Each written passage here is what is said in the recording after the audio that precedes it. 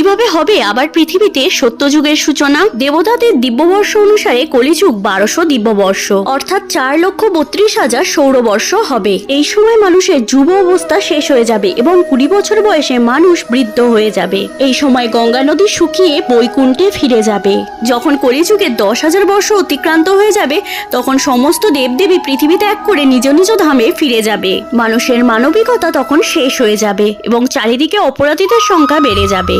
পুরাণ অনুসারে তখন ভগবান বিষ্ণুর দশম অবতার কল্কি অবতারের জন্ম হবে। তিনি কেবল 3 দিনে পৃথিবী থেকে সমস্ত পাপীদের বিনাশ করে পুনরায় ধর্ম স্থাপন করবেন। তারপর পৃথিবীতে টানা 12 বছর বৃষ্টি হবে। তখন পৃথিবী জলমগ্ন হয়ে যাবে এবং 12টি সূর্য একসাথে উদয় হবে এবং পৃথিবীর সমস্ত জল শুষে নিয়ে নতুন ভূমি এবং নতুন যুগ তৈরি হবে। তখন মানুষের হাইট এবং বয়স দুটোই বেড়ে যাবে।